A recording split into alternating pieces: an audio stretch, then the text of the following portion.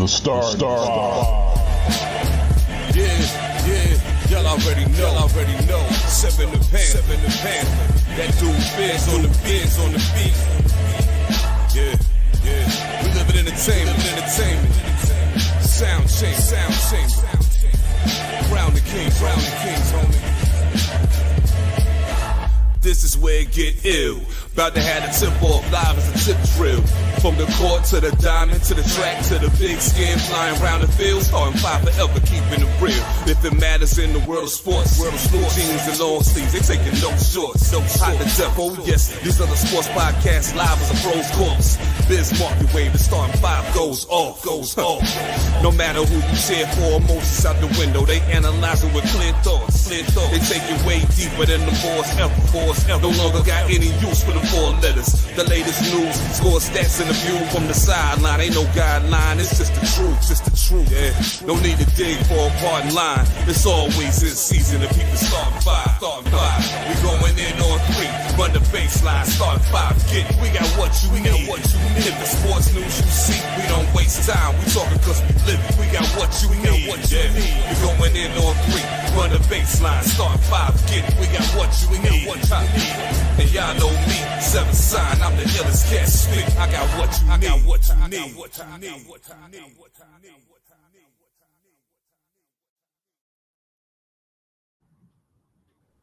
I think what we need this week is some energy, some life, because we all kind of look like we had that kind of just that week of like, ugh. But anyway, y'all know who I am. Y'all know what it is. Hit that box next to Tyrone's head. You got the box, and because Paul, you know what? If you know where I was going, Paul, I didn't fuck up. I purposely, everything I thought of was just straight pause-worthy messages. What's up, Tyrone? None. I didn't have a very interesting week. Nothing really happened. I'm doing construction, so I'm kind of on a shutdown because they go on them guys that travel. They go on vacations for Christmas, so I'm kind of going to be on a unwanted vacation because I don't got shit to do. But I'm gonna be on a little bit of a Christmas break or whatever you want to call it, and then I'm right back at it. But I'm here today. I'm ready to go. What's up, TJ? What's up, fellas? I ain't gonna lie, I'm tired of shit. We only had 10 people today for basketball, and we played for 2 hours straight, dogs. I'm shocked. I took a gummy. It'll get progressively worse as the show goes on because I just took it.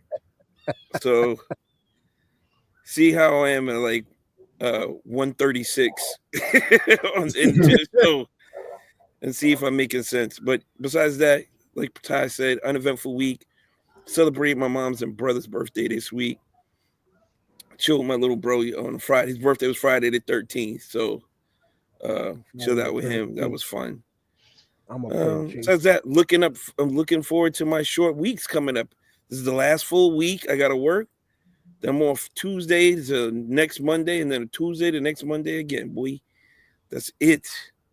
That is it. My daughter comes home this Friday. Looking forward to that. So, on the up and up, gentlemen. That's what's up. Nah, I had a good week, man. I'm tired.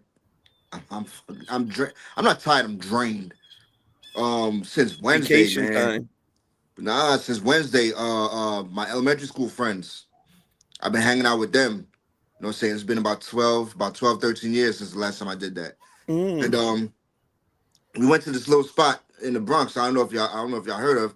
I didn't do my research on it. Little spot called Salsa con Fuego. Oh yeah. Yeah, man. You never been there? That shit is an event, man. God, I've never been, but I know about it. Bro, I was up in there. You could find the wife in there. And you can find a lot of things up in there. Yeah. Shout out to Melly Mel, man. He was up in there. As soon as you saw him, Look at all diesel. Was, Look at all swole. Is that the one with the bearded braid and shit? Yeah. The braided beard. Is it the one that's by the Deegan? I Is believe that so. Salsa con Fuego now? I believe so. That building used to be mad different spots. It's right across like the bridge that goes into Dykeman is right there that goes to 207. Oh, I haven't It's been at the over there end in of a minute. Fordham. Yeah, see, yo, Or I left the Bronx when I was 12, man. I'm not too familiar. or is I it? know Dallas BBQs is right there. Is right next door. Oh, Oh, it probably is then. Yeah, yeah, Yeah. yeah. I know because what I you're talking. remember Salsa con Fuego was like right before. I think it used to be on the side of the Bronx that I used to live on, but it was like if you go up like the Bruckner, it was like right before going into New Rochelle. I Oh, think it okay. was over there too. But I think because I was just there not that long, not there, but I was in that area taking going to the Deegan to get on the bridge to go home from work Oh, not okay. that long ago. And I looked across and I was like, that building used to be mad different clubs. I think Oh, that used to be Jimmy's Bronx Cafe back in the day Oh, too. I know what you're yeah, talking yeah, about. yeah, The yeah, shit yeah, right off yeah, the Deegan. You can see it Yeah, I right think yeah. across the that street from the Toyota dealership. Yes, yes, yes, yes. Yeah, yeah, that's Yeah, it. yeah, yeah. That's it then. Yeah. Yeah. yeah, I was man. over there Yo, it's many, many, live, many, man. many, many, many moons ago. Yeah, It's man. been a long Nah, time. we was. I was definitely up there showing my age, man. I was Yeah. yawning and all that shit. Oh I man. was like, yo, I'm ready to go. Y'all over here getting sturdy at 1 o'clock. Nah, man, this ain't it. That's the worst, man. When you in the club and you realize you old, you start looking at the time, looking around and shit. Like, we still Yo, doing this? Get Word. me up out of here. Get well, me up out of here. think about it now at these advanced ages where it's like back in the day, it used to be, man, yo, this shit only closes at 2 o'clock. Like that's what everybody's thought about. Like, Jersey's whack. Jersey only closes at 2 o'clock. Meanwhile, Club Abyss was the shit. But I, and then nowadays it's like, yo, 12 o'clock. One is late. Yeah, Like yeah. you would appreciate them 2 o'clock nights. Philly always was 2 o'clock, right? Like kind of like Jersey. Yep, 2 o'clock. But I used to tell my kids, we used to always find like the after hour spots. And I was just telling these kids the other day, I used to go from the club straight to the job sometimes. Like, didn't even have time to get to the crib to do nothing. It's just like, oh, well, I got to go to work. And I would go to the club straight from the job sometimes. If I tried it today, I'd be in that porta potty sleep. You understand? Yo, Dunzo. And that Dunzo. stinking ass porta potty. Yo, they I don't been there. understand. They don't understand, bro. You go home, sleep for 3 hours, take a shower, get up, and be at work by 9 with the wristband still on your wrist, dogs, because you didn't Yeah. have time to rip that shit off. And 3 hours was a luxury. 3 hours was solid. For when you're 19 to 24, 3 hours Yeah. was solid, bro. It I'm depends on how much you recalling- drink. If you drank I'm- too much, you wasn't getting up. You know what I'm saying? I'm But recalling one incident I can clearly remember that I did that, and I think that might have been the first and last time. I couldn't even. It's been so long ago. I used did to that work many times. in the call center at Easy Pass. It was one of them nights where we was at Webster Hall till the shit closed. Fucking went to go eat after. I only had an hour and a half of sleep at home and had to go to work. I was in a FUBU hoodie, laying on the cubicle, like trying to answer calls, and some people would look at it, and then it was like, yo. Eventually, it was just like, yo, we understand, because it was a bunch of us. It was a bunch of us, same shit. Like, yo, we just trying not to knock out. I recall that too vividly, yo. Wow. Hey, yo, see, y'all was better than me because I was to the point where if I go down, I ain't getting up. So the most I got was maybe I got to work 15 minutes early and took a little nap in the car and had somebody come tap on the window like, yo, bro, it's time to get out here, something like that. But if I went to the crib and went down, work was canceled. It was no way. I was gonna say, Nah. and your line of work is way more dangerous to be Yeah. working like that. That's life altering shit. Man, when I used to Me work behind a desk construction, ain't shit. them electricians was taking chances, bro. Them dudes was always taking chances, man. I'm like, yo, fuck y'all. Like, they getting high and everything. Them dudes they laughed that shit off. That wasn't funny, man. I was like, yo, I'm not working with y'all. But when I was working at the car dealership was the last time I ever got so messed up that I went to work in the same clothes I had on Friday at work, and I didn't wear no tie. I just unbuttoned my shirt. My boss was pissed because we have a morning meeting at 8:30. Yo, the whole day was just ass. The story behind even me crashing at this dude's house was hysterical. So keep going. Let it go. So I get to the dealership, and I got my boy sitting next to me. He was like, "Yo, you all right?" I was like, "Nah, I'm fucked up." He's like, "All right." So my boss Dennis was trying to talk shit to me, and I was talking shit back.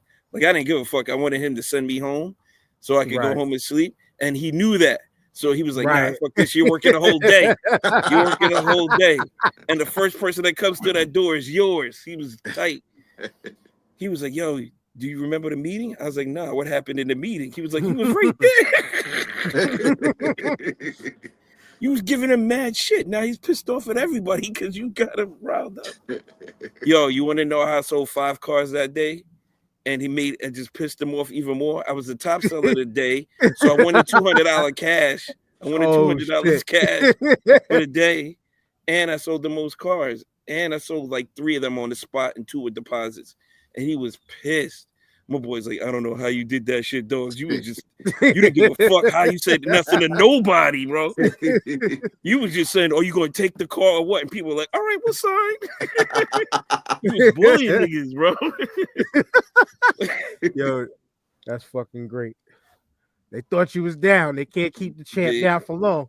Nah, that's the one thing that's my real strength. I was talking about somebody that played more today. This guy always has a close to him, boy. If everybody works to their strengths, this country would be a better place. But nobody likes to do the job they're good at because they think they're better at something else. And that's why it's all fucked up out here. Did you make a champ reference? I thought you referenced the champion. My bad. Not to you. Not to you. Oh, my bad. My bad. I don't know, man. I was giving TJ the drunk champ of the day for that moment. I used to sell 5 cars. Yeah, we know. You didn't hear Big O say, "Oh, here we go." Nigga always got it close. But yeah, to sell 5 cars in the day, drunk, delirious, can't sleep, bro. That's impressive. I did that shit in my sleep. I don't know what I said to these people. I don't know how it got done. He was like, "You sold another fucking car?" I was like, "Yeah." You told me to sell cars, right? The fact that he was pissed, like I guess he wanted the satisfaction of you failing. Right. He wanted me to like fall on my face, not sell nothing, waste people's times. And that just motivated me. That just clicked in me. And I was already high. So you're going to click on me like that and that just take it to another level. But the funny part was when I went to the dude's house, he was like, "TJ, sleep down here in the basement, and you'll be fine." He had these big recliner chairs, but the bathroom was upstairs, and I had to go upstairs to the bathroom. After I went upstairs to the bathroom, I didn't make it back downstairs. I crashed on the couch in some other little room, and my belt was open and shit. My shirt was off, right? So, I heard this person like hum no. It was his mom's that I was crashed in her Buddha room and shit. She turned around, she was like, "Oh my God, what the fuck?" I was like, "What?" Dude, my boy goes, "Yo, you slept on my brother's like social security card and information on the couch." Yo, and the part was mad funny is he had a deaf dog, right? His German Shepherd was deaf. So he had knocked down the plant, right? He had knocked down the plant. And he was like, "Yo, why'd the dog do it?" Because I can't hear it. Oh, shit. Oh, no. Bro, I was on the floor. I was crying, bro. Yo, his mom gave us a ride to the job, and I had my head leaned on the fucking window, and she was driving dumb hard. She was like, "Bang, bang." I was just like, "You stupid fuck, you messed up my morning prayer." Exactly. Bro, that whole night was just chaotic. That's fucking great. That's great. Does anybody else got good stories like that? Because I can't. Mine can't be. Nah. None I comfortable. don't have Like nothing that interesting. No, because in my line of work, right, when I first got in, it was like the Wild Wild West. You know, you always had the drunk guy, the guy that snorts the cocaine. Like we always have fucked up people. So when you come in, if you handle it right, you don't get in too much trouble. Like you go to your foreman, and you go, listen, man, I had one of them nights, and now he puts you on the burn and the weld, and like gets you out the way, gives you the dumb jobs. Go get the wood, go get the done, and so Be active, motherfucker. Be active. Yeah, you be the go getter. Like anybody need a tool, I need a wrench. Go get the wrench. Go get the shaft. You know what I mean? Like so we kind of take care of each other when we know somebody fucked up. Whatever keeps OSHA off your back. Yeah, but then the next day you go from that go getter to do everything, nigga. Because they took care of you the day before. The next day you're doing all the shit, do everything. I got the wrench. You keep working. Mm-hmm. Then you got to pay him back. You know what I mean? No, that's good. Hey, at least there's a slight honor system. That's cool. As long as I know there's days that people don't want to hear it though. Like, nah, fuck that, yo, fuck nah, that's whack. Yeah. But Lisper, you didn't fuck with dudes on a job. Like when I used to work at the hardware store, I had this kid that lived on my block work with me. I got him the job there. So he's only like 14, 15. And we be telling him to grab mad shit like he never heard of. I was like, yo, we need 2 14 feet fallopian tubes. Go upstairs and see if we got that shit. Oh yeah, we always that's the first thing you do. You tell a dumbass apprentice something, and they go in there and they're like, I can't find the cable hook choker. You know what though I used to do too? I tell him to go find some weird shit, right? And when he come back and he tell me he can't find it, I go, you better go tell the foreman, man, because I ain't So I did that to him. I was like, yo, call upstairs and give me 2 5-gallon buckets of blue steam. He was like, all right. And he put that shit over the loudspeaker. I need 2 5-gallon buckets of blue steam. People like, what? Yeah. What? Oh man. Now this is polite rookie hazing. This is good rookie hazing. Yeah, I was like, yo, you give me a 14-ounce hammer with a 16-ounce claw. Make sure you find that shit. Yo, I'll do you the greatest one I ever seen, right? You have to signal the rig to spin around, right? And so we told the young boy to signal him to turn him this way. And he kept telling the rig to turn, The foreman brother boy said, stops him, right? Freaks him out. He goes, what do you mean? He goes, you can't spin it too far to the right because it's on a thing. It'll spin off the top. He was looking under there to see that was the funniest shit I've ever seen, man. He really thought you could spin that thing off. That's wild. No, wait. You that was the big machine with the tracks, right? Yeah. I swore that's another conversation for later because I swore I've seen some shit where the shit actually did spin off. No. I think I've seen some YouTube videos about post show. I'm gonna try to refine that shit again. But anyway, that's fucking hilarious though. I think we all kind of might have been gullible for some shit like that at one time. I just can't think of nothing. I'll tell y'all mine. I was embarrassed by it when it happened, but I'm not now. So we when I first got in, they had these precast bridge parts that had to go inside these grooves. But the grooves had wood and crumbs and stuff in there. So they gave me a shop vac and they're like, you gotta clean out all the wood, all the crumbs out them grooves. Now mind you, I grew up poor. We had that old vacuum cleaner with the bag. I don't know nothing about a fucking shop vac. I don't know what this thing is or whatever. They like to plug it up, clean out the grooves. So I'm plugging it up. I'm trying to get it to come on. It ain't working. It's not sucking. I don't know what's going on, right? And the boy comes down and he goes, did you prime that? I don't know what the fuck you're talking about. He goes, did you prime it? I said, no. He said, oh, when you first start, I'm brand new. You got to put your mouth over the hose and blow it. Blowing the mouth when I get loose. So I'm down there with the stop back hose. I'm blowing it. Hey, you. What the fuck is you doing? You're a good dude, man. Good dude. Because I would man. That's the show clip. But yeah, man, it was fucked up, dude. I'm on there. I'm blowing hard on that thing. This clip is blowing up. this clip is going up everywhere. I'm sorry. That's fucking. Oh, Hey, yo. Yeah. nigga said, "Did you?" Did you prime it yet? No, you gotta prime that, homie, with two hands. Yep. Hey, yo. Give it a twist. Give it a twist. Give it a twist. Yo. Oh my god. Bro, I don't even know how you felt for that. I'd have been looking like I just put this shit on the ground. Nah. Yeah. I never had no shot back before. And when you work in construction, bro, you ain't worried about the ground. I'll tell you that right now. You don't eat a sandwich with ground on it. Trust me. A little bit more salty than normal today, but it was good. It's mad grit. You. Why is this mayonnaise gritty?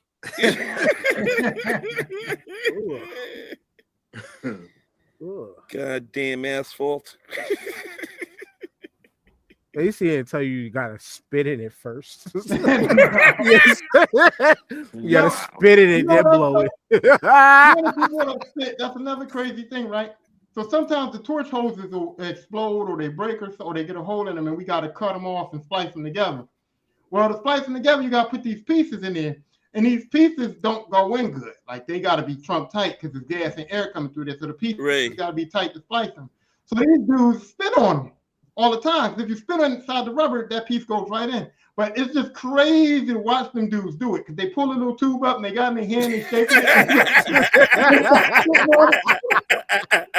And it looks crazy, but when it's your turn, you got to do it.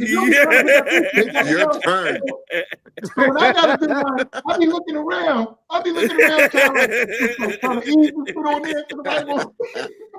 Like Dave Chappelle eating chicken around white people. That's crazy, bro. Oh shit. Oh, shit. I don't know where to start after this now. Them white boys don't care. They just be like, Where the segue? me, I'll be like this. Trying to like sneak and do it. There ain't no segue to this. You said this wasn't your first time, huh?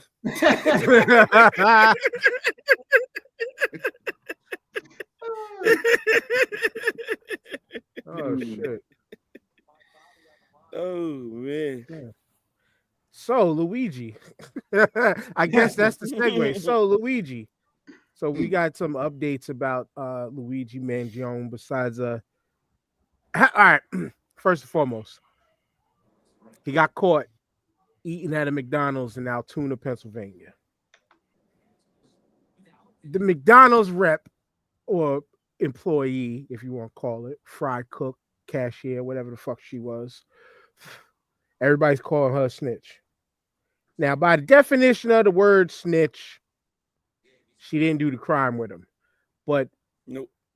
By also other hood definitions of the word snitch, people look at him as he was a hero on our side, and she told. She told on him. She told. And word is that she was trying, I guess she tried to go get the FBI's $10,000 bounty for information on him. And she ain't getting it because she called 911 and not called the tip line. Yo, she didn't call the tip line. The word is she didn't call the tip line. She called 911 instead. And so she ain't going to be eligible for air quotes ratting on Luigi. Thank you for the free tip. No. Yeah. No, they're gonna have to come up with something, man. They're gonna have to rectify that. They don't want that bad look of not giving her money, dog. That's just petty. That's the same thing the healthcare people doing, trying to find a reason to fuck people. And now she done snitched, and they gonna try to reason to fuck her.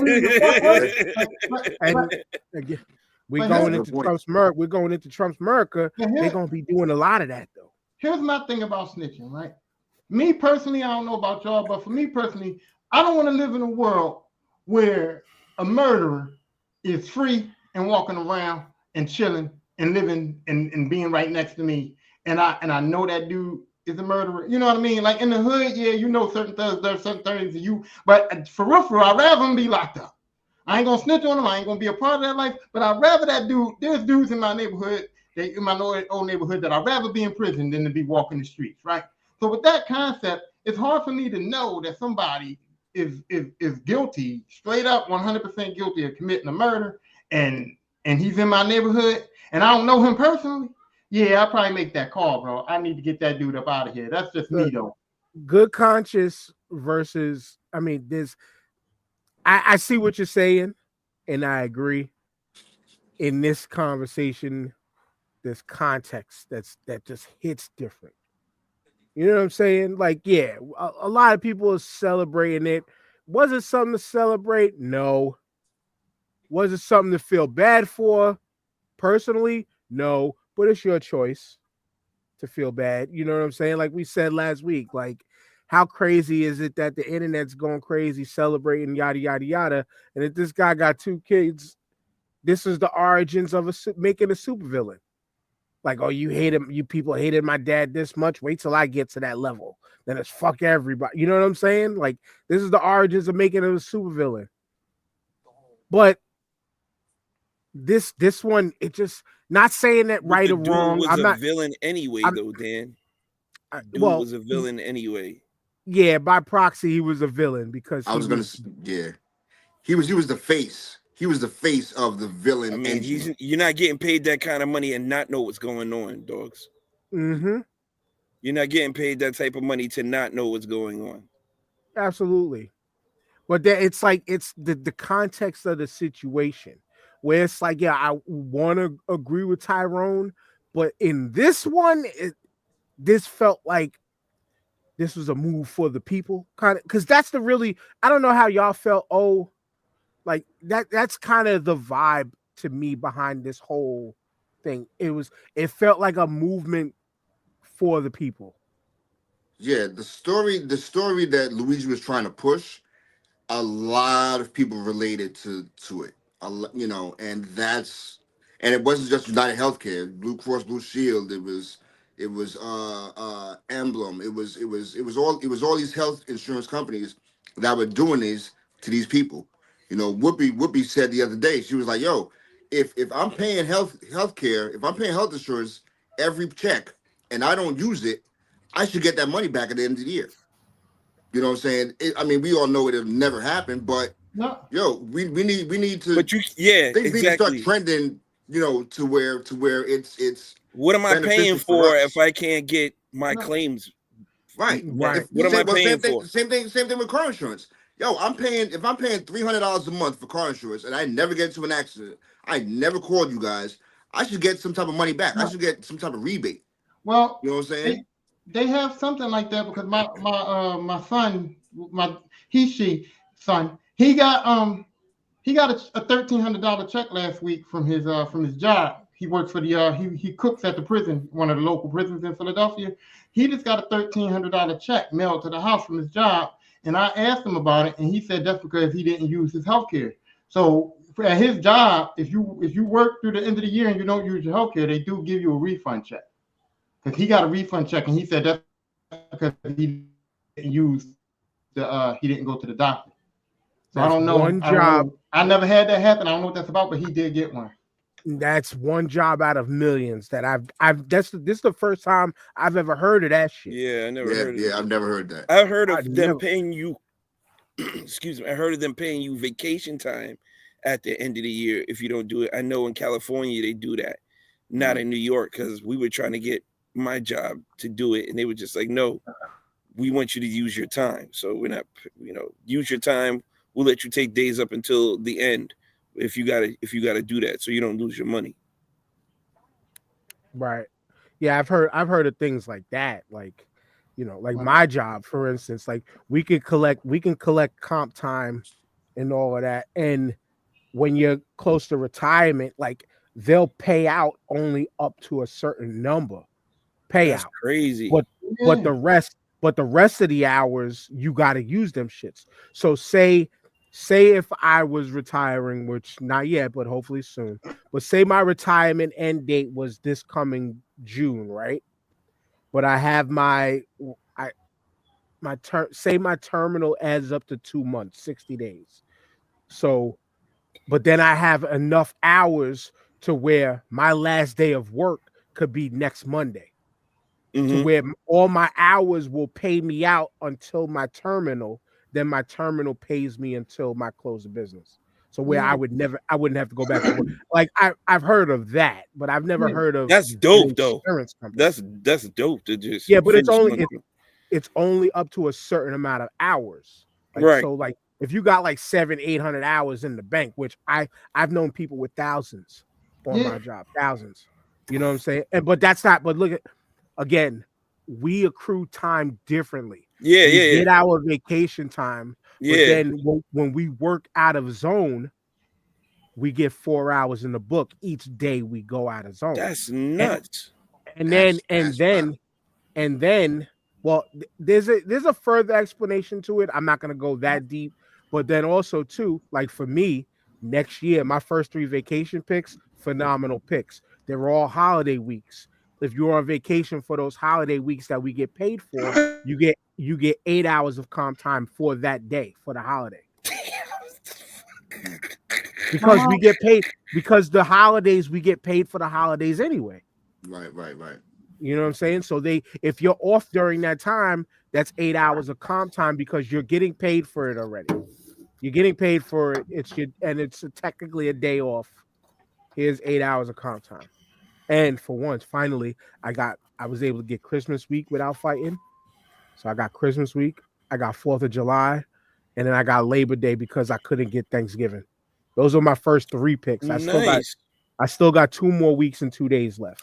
Okay, I'm gonna say Leon two Rose. out of three ain't All bad, right, man. Leon Rose. I see you.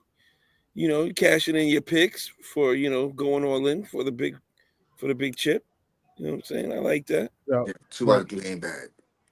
not all 3 is great because I could get sent to fucking back to where I used to work in Brooklyn and have to work the parade that I never worked, the Labor Day parade. And it's the first week of school for the kids. 4th Yeah. of July, I don't care about that as American holiday, but I'm gonna take it anyway because Yeah, then I won't Yeah. get forced to work it. And yeah. then I my first pick was the first time in my whole career that I didn't have to fight or change my weeks to get my birthday week. Yeah. Mm. Nice. So, but Nice. back to this shit, yo. So yeah, like so Tyrone, to your point, I was like, I'm with you in a way. Like we don't want, just like how I said, there's a registered offender across the street that I used to say hello to, and then I stopped because once I seen the person's, my wife showed it to me, once the person's picture came up in the Citizens app, and then you go search further, the person's thing is there still. You know, I don't want offenders. I don't fuck with offenders like that. So I get you. But I get the context behind Luigi just kind of hits different. But then even further, why the Luigi thing hits different and really, really turns this I into know what like you're gonna say. a Lifetime movie drama I know what you're gonna is say. when the people came out and found out that this kid came from a rich ass family. Yep. Came for money. Very, Yep. very Yep. prominent, very, Yep. very rich family in They Maryland bread. who owns senior healthcare facilities. I think it was senior homes Mhm. all around Maryland. This kid Yep. was went to one of the more expensive private schools in Baltimore. They said it was like a $36,000 a year tuition school.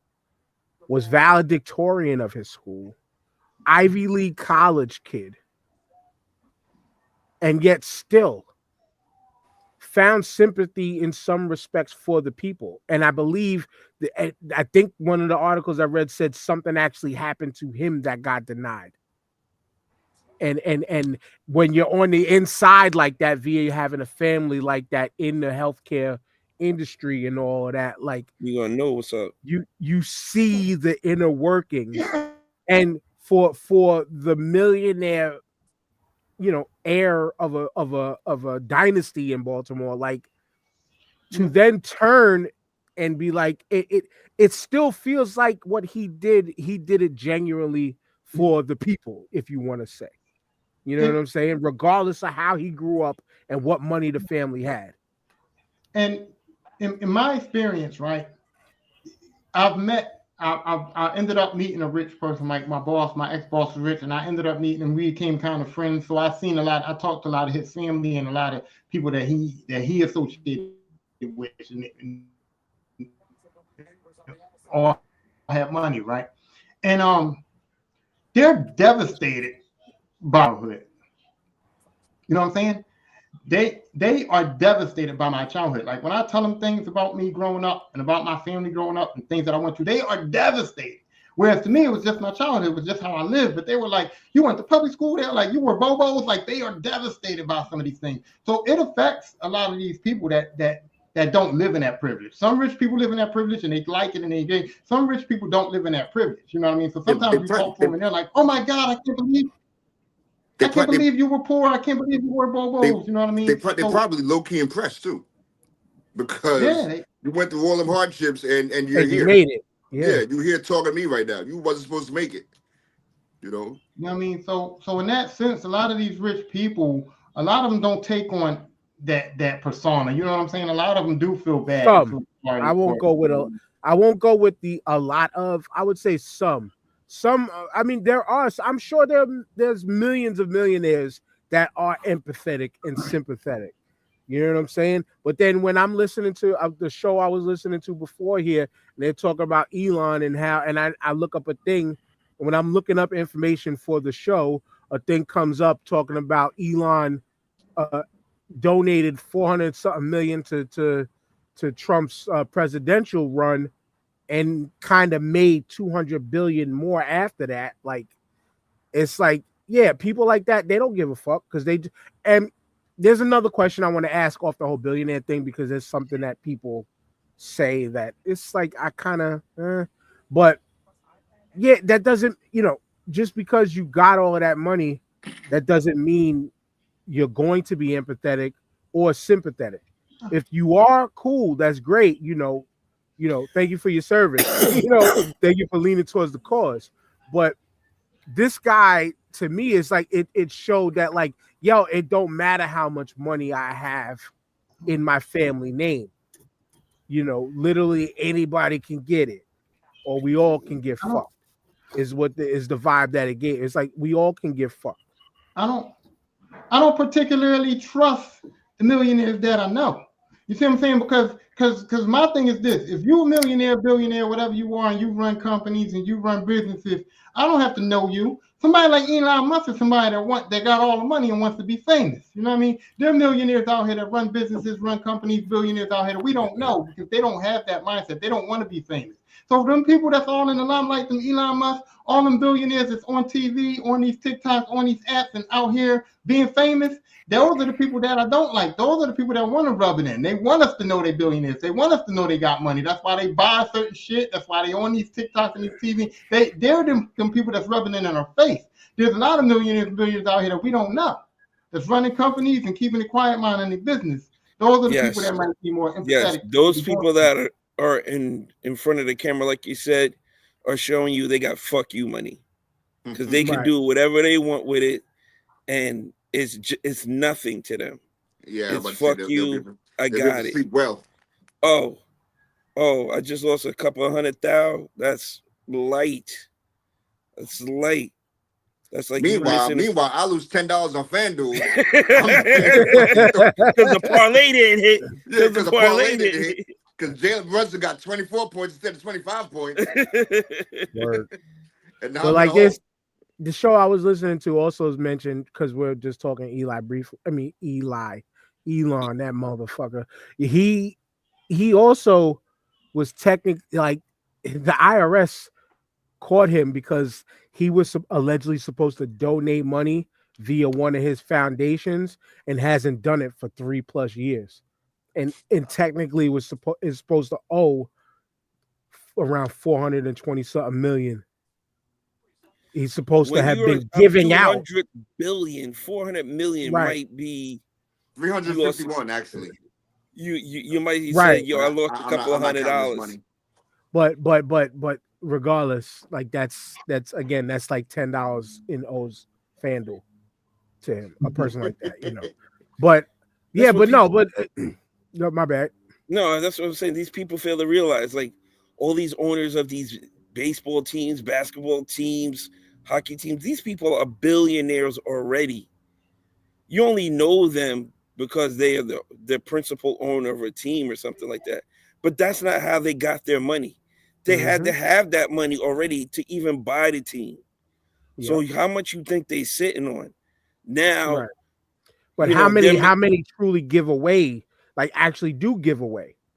You know what I'm saying? And give up money to keep them tax wolves off their back. Oh, I'm sure they do. Good.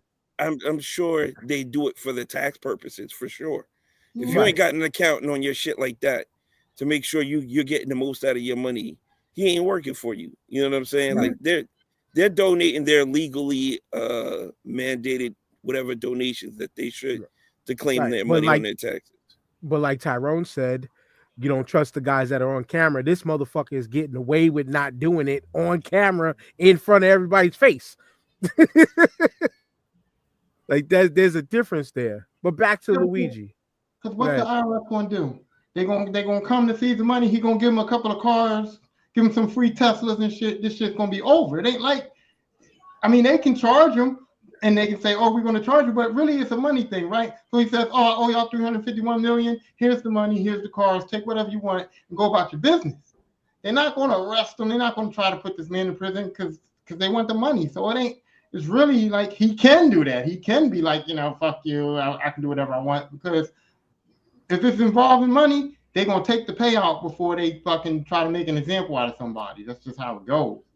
Yeah, but true more billionaires should be like Robert Kraft. You know what I'm saying? Robert Kraft had all that money, and he could have gave it to one of those high price whores, but he went down to the lowly ones and got the rubbing tub to help out the people. You know what I'm saying? So, Robert man Kraft, of the people. Doesn't Bill Gates donate like a seriously amount of his bread to charities? Allegedly they say he's a philanthropist, but we can only say allegedly. Who's the one that Bezos' wife? She's the one that donates hella cash after the divorce. Right. I mean, she got paid. She got cut almost over $1 billion. Yeah, and she donates a lot to the HBCUs. She donates. While Jeff Bezos made all of that back already. Yeah, twice. You know what I was always thinking that I would do? Like, if I had money, I'm not going to donate to charities. Like, why can't the people with money just go to a city, find a building, and build a community center right there? Like, that's proof in the pudding right there. I built this community center. It's got. You can do that. It's going to have your name on it, and it's going to be called the Lisper Community Center. Right, and I built this. It's got computers in there. It's got basketball courts. It's got swimming pools. It's got things, safe environment, security, all this shit. Problem is, do they want to? And I don't think a lot of them want to. Well, you know what? This is what I'm. Here's my thing, though, Ty. After you give them the community center, is it on the city to maintain it, or is it going to be on you to maintain it to keep it up? Because if you let the city do it, that shit ain't getting fixed for another 10 years, dogs. Yo, you know how I think? Something with my fucking name on it? Yeah, the city might be in charge, but if I come down and that air conditioning ain't popping, we're going to turn it on. We're going to pay that. We're going to get it turned on. You know what I mean? It's not like I'm just going to leave it there. I'm going to come back to check on it. The air conditioning working. What's the problem? We're going to get it turned on now. Don't get me fucked up. But here's the other thing. For me, rich giving to charity ain't shit. It's a tax write-off, and it's easy to do. Like said, it's like $10 million is like $10 to some of these dudes. So if they say, hey, I gave $1 million to a charity, that don't mean shit to me. That's like you giving up $10 and you just doing that so that your name can look good. Oh, he's a philanthropist. No, like do some shit that means some shit that I know you wanted to do. Because I can give a bum on the street $10 a day and I might not even give a fuck about him. You know what I mean? It's just, here, I'm being nice today. Here go $10. You know what I mean? That's how giving the charity feel to me. So I have a question then. So what you're saying then is you giving a bum $10, what, and you're a millionaire, you should give him $100? You're a millionaire, you should build him a house. You're a millionaire, you cared about that bum, you should build a community, you should build a shelter. That's what you should do. You know what I mean? Which we always, that point there, I see what you're trying to say, I see what you're trying to say, because it's like, what's the limit? What's the cutoff? Right. And what Tyrone is speaking is what most people would think when you are talking about billionaires, when you're talking about people who their money is infinite, like their kids are going to be great for their generations. You know what I'm saying? We'll get back to the Luigi shit in a second. This is a question I wanted to ask off of something like this, even though we're people here who, again, I can't scratch two nickels together when we're talking about people with money. We're talking about things with money. There are a contingent of people out there who believe billionaires should not exist. I personally don't agree with that. No. If the billionaires did stuff like Tyrone mentioned, because I'm not gonna lie, if I was able to amass that much, I'm making sure my daughters are straight. I'm making sure my immediate family is straight. I'm going to make sure that I have a way for that money to return and continue to generate for me. Right. But also, you'll get your turn, TJ, because I'm asking this for everybody. But also, I've always wanted to do things like what Tyrone mentioned, is build buildings like one. I'm not gonna lie. One of the first things I thought about, even though this company now doesn't need it because they're a multi-billion-dollar company, WWE wants to have a Hall of Fame that's pretty much a virtual Hall of Fame because they don't have a building. I would build a building and say, here, put an actual Hall of Fame up that people can go to and see. You know what I'm saying? Here, I would build a better gym. Or like, for instance, I will go to shit that I am connected with. I will build a facility just for shot putters. You know what I'm saying? Like, I would do that. I would build a facility just for shot putters. I know people who do fitness and speed camps. I would build an indoor facility for my people and be like, build yo, a field house, basically. you're good. Don't worry about it. This is me giving back. You know what I'm saying? Even though I never been a part of it, but one of the dudes I know who does one out here is a former teammate of mine in the Rough Touch League. Like, I would go around and try to do like that with what I could, as long as up to the limit of I know the money is coming back to me, but not from the good deed. But I'm letting the money generate elsewhere. If you get what I'm saying, you know what I'm saying? Like, I would do that. Yeah, because you know what, Dan, that... you could get somebody to pay you to sponsor. Now, this will be the Chase wing of the community center, or this will be yeah, but not like that. I'm saying, like, let a portion of my money make money elsewhere, but still do good for the people. Oh yeah, To where, I can still be a billionaire, but I'm doing with my money.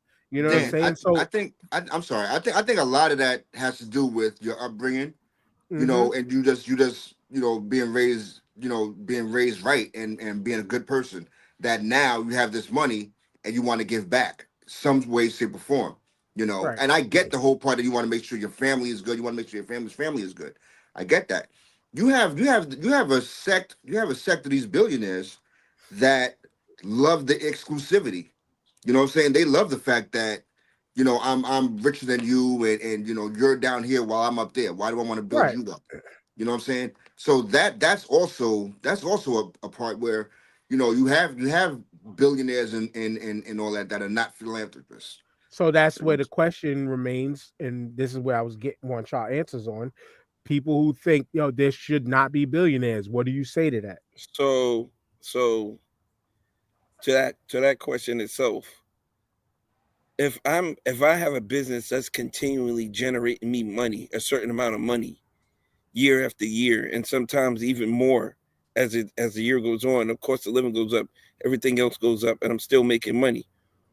Who are you to tell me what my cutoff is if I generate to $1 billion? Like, why are you telling me I need to stop? Because you're not making that, or you didn't this wasn't your idea? Where's that money gonna go to? Am I going to see it in action? Is it going to build a community center of my choice because you're taking my money? You know what I'm saying? Am I getting franchises out of this shit? What are we doing? What am I getting out of it for you nuts? So I'm not a billionaire, but I'm a half a billionaire. You know what I'm saying? Multi-millionaire. I'm still doing whatever the fuck I want to do. But you know what, TJ? Though I But think don't that's the cut me billion off that's the my million money. dollar billion dollar question. Like, okay, if you say, all right, if I'm a billionaire, if I'm a multi-billionaire, and you say that I should give back, who am I going to give back to, and What who's is to say enough? No. What is the number to be enough for you? right, You can be right? considered me give it back. If I give up $350 million in charity for the year, don't tell me nothing about I don't donate because I'm a billionaire. Right, but Don't not tell only me that, shit. not only that, who's Don't tell me shit. who's the what's the faction? Who's the faction that's going to take this money and redistribute it, or let's say build up the infrastructure, Right, right. build And new you want to roads, see, whatever? and I How do I want to know you're not going to pocket that see money? if it's my money, I want every penny. I want to watch every penny of where my money Right, went. Because down if to the it's nickel. not, I'm getting it all back and Yeah, double because you fucked me. yeah, You know what Right. I'm saying? But this is where being that though, where if you're the one who has the large wealth of money and you, it's a it's I should be able to dictate where it goes and where it wants to go. Because it's like if Right. I was there, like Tyrone mentioned and I mentioned, like community center type thing. No, my real original idea was find a huge plot of land and build a whole community of houses and then tell all the people who I've been close to, here's the keys to a new house. Here's the keys to a new house. And so all my people are in one community where there's no excuses. Nigga, we kicking it this weekend. Right. We chilling. Your house is paid for. Your bill, Right. you all you gotta do is cover your bills. Right. You know what I'm saying? Like that's what I would want to do. Then I would go back to and I'm gonna keep what communities I felt like treated me the best. I'm not just going to the hood just because Right. it's the hood. Like, no, Right. like I didn't like going to certain neighborhoods out here. I might not go there, but I might go somewhere else to another neighborhood that did treat me right. But be like, y'all not excluded from here. I'm just not doing it over there. You know what I'm saying? Like, y'all not excluded. I'm just not doing it over there. Well, to TJ's point, right? In Philadelphia, cigarettes went up $3. They went up $3 whole, and they said that the price of cigarettes was going up because so that they could give that money to the city of Philadelphia. The extra money was supposed to be going to the city of Philadelphia. They also put a sugar tax on every drink in Philadelphia that has sugar in there. So if you bought a soda, that's what Bloomberg tried to do. You had to pay $1.35 because you had to pay 30 extra cents in sugar tax, right? And all of that money was supposed to be going to the city of Philadelphia. Now I know for a fact that everybody I know was still buying them fucking cigarettes at that $3 hike. They made millions of dollars off cigarettes. They made millions of dollars off of them drinks. Because my kids didn't go to the next county over to buy their sodas. They still went down to that fucking corner store, and every soda they bought, they paid an extra 30 cents. So the city of Philadelphia made millions upon millions of dollars on that money, right? School year started late this season. The school year started late because some of the schools didn't have their heating system working properly so that the kids could start school on time. So you're telling me that y'all just made millions and millions of dollars off of this sugar tax and this cigarette hike, and schools don't have heat. So for me, I can't trust them to put my money where I'm saying. Remember the lotto. Remember the lotto was supposed to be for schools and infrastructure. Let's remember that too. Well, not in New York State same lotto for that. The New York State lotto is allegedly for schools and infrastructure, roadways and shit like that. Yet you still got the same roadways that got fucking construction signs in spots that they haven't done construction in most of the fucking year. Van Wyck. So, Van Wyck is never going to be fixed, bro. The Van Wyck is never going to be fixed. Yo, it's just like portions of the Jersey Turnpike, yo. There's always certain portions of the Jersey Turnpike that always got construction signs up and ain't nobody ever working. But if you get caught speeding in that zone and there's still nobody working, but there's work signs up, you're technically still speeding in a work zone. Yeah. It's dirty work. My question is, so I'm like Tyrone. Yeah, you can't trust them. My question is, what's the reasoning behind these people saying there shouldn't be billionaires? Are they just saying that somebody don't deserve to have that much money? Like, what's their reasoning behind that? I don't know. I've never heard of. See, my thing is, I've never truly heard a true reasoning. I think more because the distribution of wealth is an issue. And yeah, why does one person have to amass so much? But like y'all, there's always going to be a broke person. I mean, it's not like you can distribute enough wealth to somebody who's not gonna live above their means, or not. Right. You know what I'm saying? Or not gonna make enough to make it. There's always going to be that. That's just the laws of nature, right? You know, going back to the caveman days, if you didn't find enough food to eat, you were just gonna starve and deaf or die. You know what I'm saying? Nobody was gonna give you a handout unless you was working with a team to maintain the community. It's gonna be a community, but everybody's gonna be on the same page in the community. And let's not forget, you have to be an asshole to be a billionaire. So you best believe in some ways, not really. Trust me, they shitted on some people to get to where they got it to get if to. You, so if they say, hey, I can't be a billionaire, right? And let's say I got $300 million that's going to put me over billionaire status. Can I give $1 million to 300 people? Can I just say, here, I'm going to give $1 million to 300 people? Because $1 million is a good start for anybody. You know what I'm saying? You give $1 million. It's a good start for anybody, right? So can I say, hey, I'm going to write $1 million to 300 people in the community of my choices and run them checks? I mean, because I do that. You'll be voted for president. You'll be voted for president. That would be but something like that. If we were at that level, that's a up to you thing. But the way the whole system is set up, and you gotta declare this, declare that, claim it tax wise this, claim tax wise that. Like this is to where, all right, I understand, and I am with the people who make that level of money should be paying their fair share of taxes. Yes. No ifs, ands, or buts. Pay your fair share of taxes. But even if they do that, just like Tyrone said, pay your fair share of taxes, but make sure the money is being utilized properly. Not pay your fair share of taxes, but then now all of our fucking money is going to Israel because you hate brown people. So you get what I'm like? I don't want my shit going to war. I get what you're saying. So, like I said, when I used to sell cars, I used to sell to very wealthy people sometimes, right? So this guy came in. He was a millionaire. He was buying a car for his nephew, like a fully loaded Altima, because he told me, he said, my account says I have to spend the money. If I don't, the government will take it. He had to spend a certain amount of money per year, or else the government was going to take it.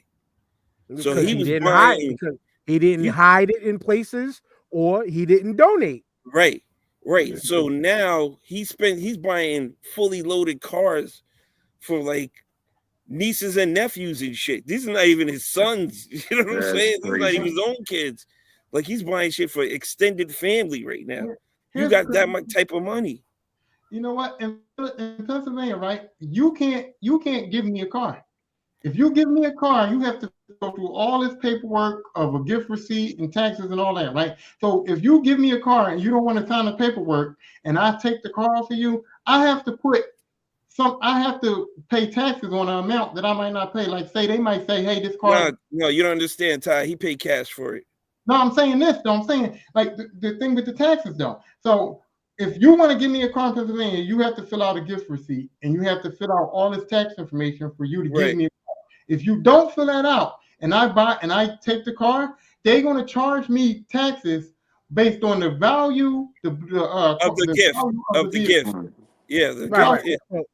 If not, the DMV will suspend my registration and make me pay taxes based on what they value the car of. So you got to pay taxes on shit that you might just be getting from your friend. And Tyrone, see, and this is why, like, so when you buying a car off of somebody, right? This is why on the title or whatever the form is, I think it's on the title, you just put down. So if you're selling somebody the car for $5,000, you put down, I bought it for $1,000, because then when you go to register it, you only paying taxes on the $1,000, not on what you actually spent. You can't do that in Pennsylvania. When you do that in Pennsylvania, if they say the car is worth $5,000, Oh, you can't buy Pennsylvania's it for appraising $1,000. it. The Pennsylvanians appraising the car. Yeah, so you can't Yeah, buy a car for they don't do that in $1,000 New in York. Pennsylvania. They don't do that in New York. If it's So it worth, don't. Yeah. it don't work like No, that. I get it. No, we get it. Yeah. But I'm just saying because here, like I bought a car off of somebody, I think for like $800. It was like a real cheap ass Toyota, whatever. But I put down. I spent maybe a few $100, and then I paid the tax off of that because Right. you got to technically pay the tax off the sale because it was a sale. Right. It technically was a It's sale. sales tax. Yeah. Yeah, and that's foul that off of a gift they make y'all do that down there. That's crazy. Here's the worst shit ever, right? Let's say you're in a game show and you win a car and you win 2 trips and you win some extra cash. Maybe you won an extra 10 G's on top of that, right? Your total retail was, I don't know, 120 grand or some shit like that in total. You won. You have to pay taxes on all that shit. Yep. The car, the trips, the money you got. That's crazy. It's crazy. Some people can't afford Price to is take right. this shit. Some people can't afford to take it because they tell you up front, these are what your taxes are, and you can't pay it. You can't get the vehicle. You lose out on that shit. You lose out on that shit. I think you can sell the car back to the dealership type shit. The price is right, and I think I think I could be wrong, but I think they give a payout. Like you can get a payout instead. But then it'll like be cheap. It'll be much cheaper than what you would have got for your right, which is fine because how am I getting a car from California to New York? I was York? gonna say we're only talking about a Corolla. Right. Right. I mean, not to sound like a rich person. But I was like, what's the purpose of going to these shows knowing that you might not be able to go home with the shit you won? Well, you know what I'm you're saying? still going home with more than you got there with. Yeah, I guess a dollar's more than zero. Yeah, you're right. You're right. A dollar's more than zero. That's what I'm saying. So a bum, you give a bum $10. That's a good day for a bum. Tyrone. Yeah, that's a good day. But back to this whole Luigi and being coming from a rich family, coming from whatever. It's this whole thing was like it feels like a huge page turn where it's like, you know what, people are waking up more and more and more, and like we met, like Tyrone, you kind of mentioned pre-show, like people are now paying more attention to how bad the healthcare system is in this country, and it's reflecting on how other countries still, once again, how are you looking at us like, like how do you not have healthcare? The people from our neighboring country up above, Canada, Canada does have free healthcare. I was watching a video the other day about a town in Vermont where literally if I was in that town and I'm looking right across the street, literally right across the street is Canada. And you can't technically walk to that side without Border Patrol jumping on your neck because they got cameras that watch it. But there's a woman, the guy talked to a woman who she works in the States because the money is better. And then she comes to the States because for some reason she said that for healthcare system for what she needs works better than Canada because the neighboring hospital might be a little bit longer of a drive for her than it would be to come down to Vermont. And then the waiting on certain things is a little bit different, which I'm not going to lie. Her situation, okay, she makes it work for her. But if you're telling me for a person that doesn't go to the doctor, but I'm consistently paying healthcare, paying for healthcare for the whole family. Most of the family don't go to the doctor. Usually it'll be an urgent care visit for some shit, pay a copay.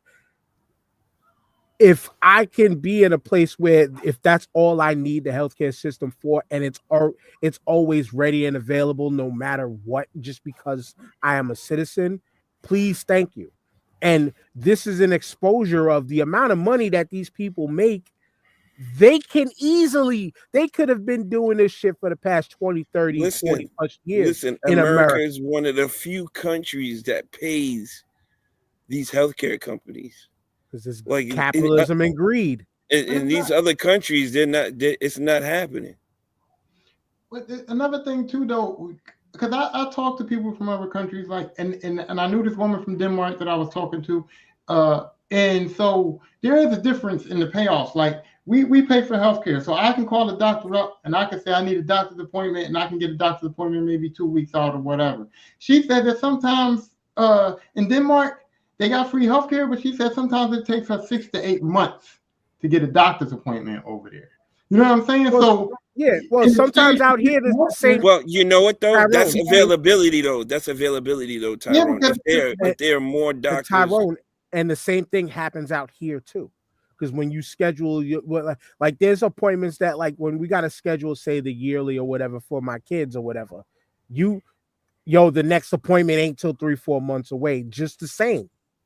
But the difference is in that emergency, we can, anybody could get up and go to an emergency room, or anybody could get up. We have the urgent care systems out here where you can quickly go to them if you need to see somebody. An ambulance ride is not going to cost you $3,500. Right, that too. I was going to say, Tyrone, you know that, man. If you deal with the VA, if I was to call right now and say I want to go toward the primary care, I'm not seeing nobody till May. That's just the way it is. I mean, but we're and you're not wrong though. You're not wrong in what you're saying. Right, we're doing a lot of comparisons though to us being a capitalist society and then socialist societies. Like it's got to be both though. It's got to be a mix of both. Right, but we villainized that word, that term so much to where people hear it and they don't even want to hear what you have to say behind it. Some of these states are getting paid from the bigger states because they'd be too poor to run on their own. That part. That's socialism. That part. That is socialism. Yeah. And socialism, TJ, right. and what's crazy when you know that, TJ, what's crazy, and then when you think about the voting system and the stupid electoral college and how these broke ass, poor ass states have the same voting power as a larger state that controls and, my bad, gives you motherfuckers money to survive. Like, your voting power should be 1. If you're collecting money from a state, if you're borrowing money from New York, you should get 1 vote. One. But then also those same poor states that we're helping out are the same ones that are standing up on the rooftops talking about how bad socialism is and how we don't want to. Yes, we have to deal with socialism.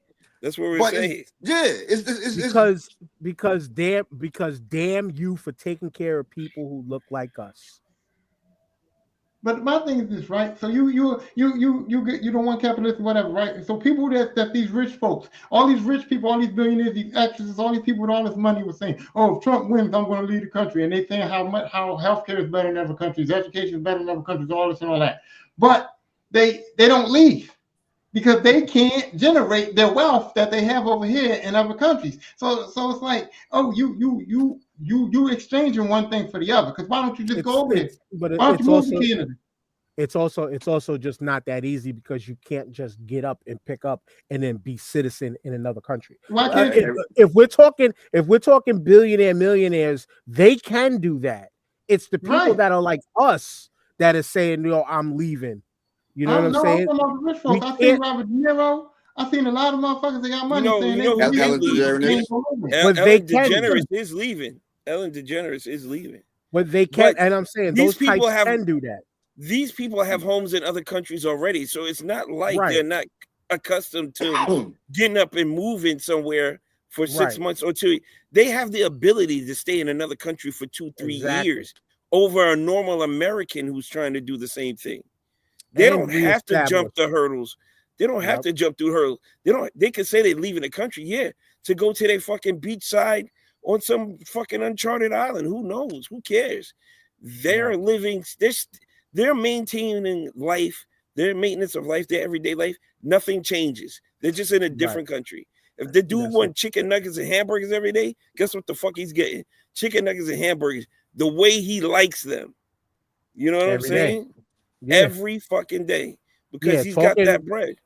Yeah, talking to them people like that who make that kind of money, those are the people that, like TJ, you can just get up and go because you probably got the property over there. Just like TJ said, it's the people who are like us who are saying, I'm getting up and going.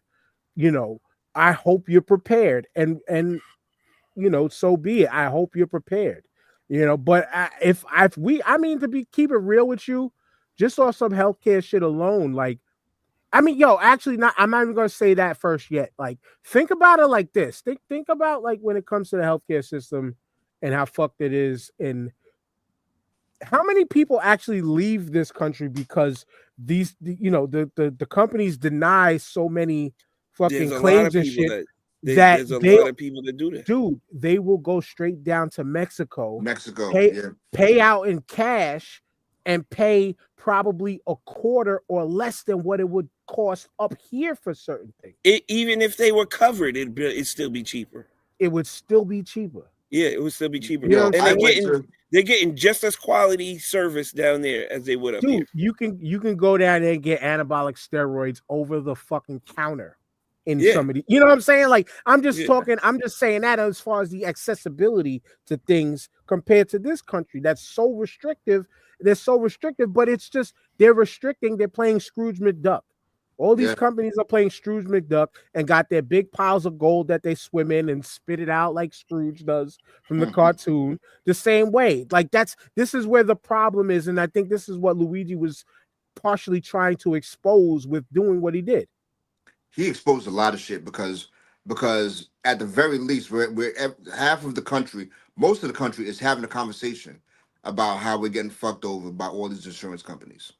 You know what I'm saying? So now you know part of his manifesto. You know what administration this falls on now. Do you realize what administration this falls on now? Right now, it's falling on Biden for the last couple months because it happened while he is here. Yeah, but now, new year, new me. New year, new me. You know what I'm saying? Right? New number. Who this? Right. Yeah. You know what I'm saying? But within all of this, speaking of new number, new this, there's a Florida woman, a woman from Florida. You know, she's the latest victim. Her name is Brianna Boston. Like, she just was recently denied by Blue Cross Blue Shields. Let me just double check to make sure that's who she was. It was because she was denied for her medical claim with Blue Cross Blue Shields. And I'm gonna pull up the picture from this article because there's questions I'm gonna have off of this too. But this is the woman who she on a phone call with Blue Cross Blue Shields after they told her claims was denied, and then she said, it says here, Brianna Boston told police that healthcare companies are evil after her medical claim was denied by Blue Cross Blue Shield. We know that healthcare companies are evil, but in the phone call, at the end of the phone call, the level of frustration set in so much that she used the quote that was allegedly on the bullet casings: delayed, denied, depose, which they say comes from this old book about healthcare, the healthcare system, and from 2010 that was written. And because Luigi allegedly put that on the bullet casings, she used that word out of frustration, used those words out of frustration, and in reality didn't mean it like on some like I'm gonna do the same thing, but like use those things and then pretty much was like, your time, you guys are next type shit, on some Bill Goldberg, you're next. But yeah, I like when I heard about this shit, it was just like we just said, The system is being exposed more and more and more. And Well, now this woman isn't going to be she eventually is not going to be within the vocal minority of this, but she might be because the feds came knocking on her door. She got arrested for it. She, and she explained like, I didn't really, really mean it like that. I'm Like gonna play devil's. I said it out of I'm gonna play frustration. devil's advocate with this. I was Okay. no, but TJ, I was gonna say, yo, if she said this shit in October, boy, she would have been good. Right. You know what I'm saying? Right. You But said this shit now. here's where I'm fucked up with that. Besides the devil's advocate portion of the shit, right? When I seen the woman, I felt bad. I did because we're in a fucked up society with that, right? But then here's what's really fucked up now in many of our brains, right? It was in the state of Florida, number one. Who she vote for? That's number two. I looked at her because she was a white woman. Unfortunately, I said, "Well, who did you vote for?" And then that will give my level of sympathy in some respects. But reality is no, I sympathize with her because of how fucked up the healthcare system truly is. No, I do. But no, who'd you vote for? You know what I'm saying? Who'd you vote for? Why If didn't you she, voted Trump, you probably voted for this. damn, when the feds came knocking, why didn't she just say freedom of speech? It's freedom of speech, right? Like you got the right to say what you want, how you want, when you want it. Where my freedom of speech people at? Right. Where my freedom of speech people at? You can say that word. Say it. Right. You Say know it. it come with consequences. Exactly. Freedom of Say the speech. words. But Come nigga, on. you ain't free of them consequences, Tyrone. You ain't free of them consequences. And like I've been saying, don't let maggot get you punched in the mouth. Sure. Go ahead, Tyrone. Freedom of speech. Oh, I was saying freedom of speech is not that. When they say this call is being recorded, it ain't being recorded for them. It's being to record your ass. When they say them calls are being recorded, it's to record you. So you got it. So they tell you right now, watch what the fuck you say, because we recording your ass and we gonna use this call against you. Well, freedom of speech is only free to a certain point. And to be honest, coming from a call center background, most of the times those calls are recorded for as they say, for quality assurance. Like it's quality of I'm making sure my employee is saying the right shit, or I'm a fire. Hey, that's really what don't them end calls. up on the training video. Don't Yeah. end up on the Don't end up on the training video, dog. I'm a black man in America. I'm not trusting no reason for me to be recorded, okay? It's all going to be used against me in the court of law. That's how I see it. That's how I feel about it. True story. True story. I'm just giving you the company answer. When I hear that and I'm being recorded, bro, it's automatically a click. Watch what you say. Watch what you say, because you're going to be in court. They're going to be pushing play on that tape on my black ass. You better say word for word. You better say word for word. Yeah, you got to be like a lot of Law and Order. Oh, you got to be like Samuel Jackson. I said that shit. It's when code switching comes in and that customer service voice comes on. We don't know. We're not aware of what terroristic threats are, and I know this for a fact because I've been on the phone sometimes. I'll be like, if I was in that office right now, I'd beat your ass. You know what I mean? Technically, you can't face it right now. I've never said that. Right. Most people let that kind of shit go off their shoulders. They know they're getting threatened, right? They just let it blow off. They're not gonna whip my ass. Don't worry about it. But in this, after, like he said, if she would have said this in October, she would have been cool. But she didn't read the room for saying it now. Now that person on that phone was scared. Oh shit, I might get shot up in here. I'm making the phone calls. You know what I mean? The scariest thing you do to one of them call center people is recite their address back to them. Oh, this is such and such. Don't you live at 29 Mott Avenue in the Bronx? Click. It's gonna be click right there. That's when you get TJ. That's when you get the Indian person on the other side. Are you fuck you mother? Yo, so shout out to all the scam beta videos on YouTube. If you need some fun and funny shit to watch, go watch some of them scam beta videos, son. I'll direct you to somewhere. There was this one. It was a 5-part video where the dude showed where they were calling from, he was and looking at the exact person. On camera, right? He was watching on fucking camera. Yeah, I saw that one. I saw that. That was crazy. So many of them. The dude was like, "How do you know where I'm at?" He hacked the camera of the call center. Shouts out to the scam baiters. But like I empathize with the woman slightly. I still want to know who she voted for, because if you voted for Trump, you voted for this. You voted for this. You voted for this type of treatment. So don't get on the wave now. Isn't that public record what you're registered as? It's public record what you're registered as. I believe so.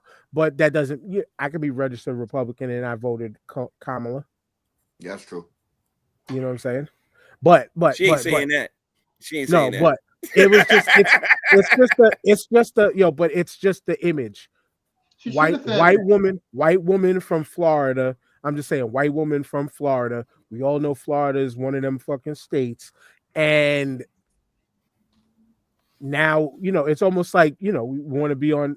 It's a confusing thing. It's like I want to be on her side, but again, with the percentage of white women who voted for Trump, it's like, well, did you ask for this? No, she should have said, "I voted for Kamala, bitch." She should have said that. Right.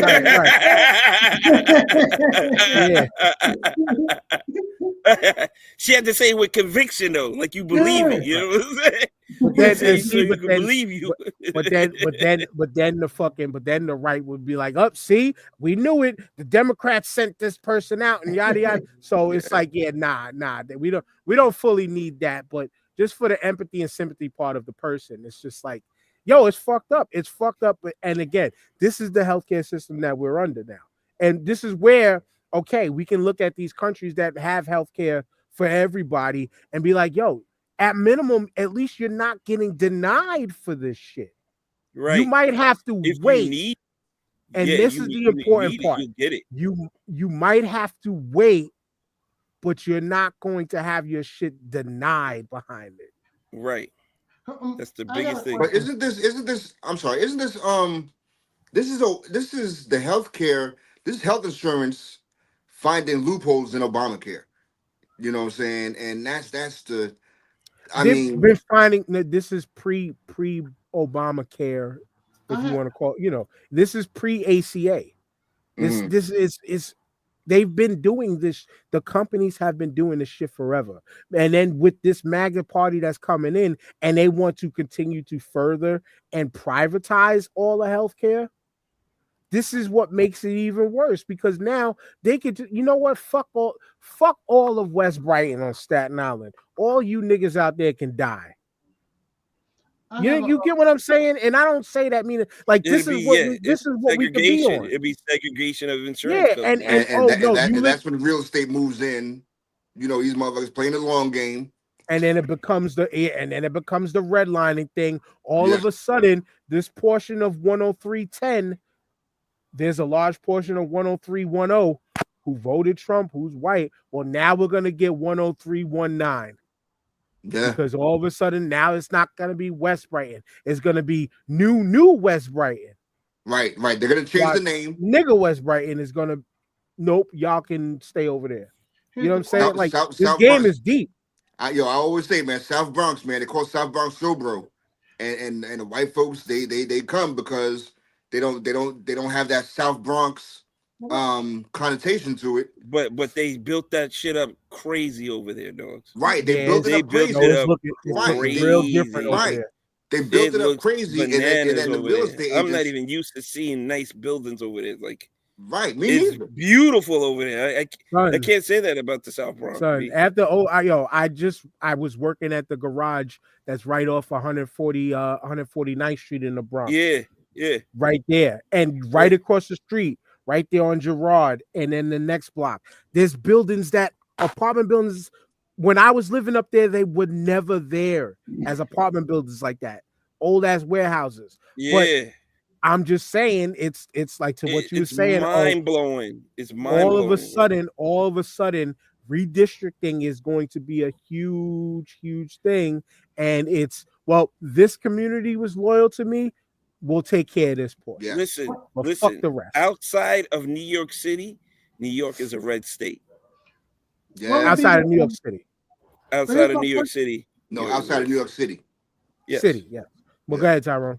What would be a reasonable trade-off for for the healthcare being guaranteed. You know what I'm saying? Because here's the thing: if they don't deny these companies, we know this is billions and billions of dollars. We talking about a lot of money in this healthcare. It's a lot of money in this country. So what's the reasonable trade-off? Because if they say, hey, we're not going to deny these people, we're going to do all these surgeries, we're going to do all of this, we're going to take care of all these people with the healthcare, and it's billions and billions of dollars, there's got to be some kind of trade-off.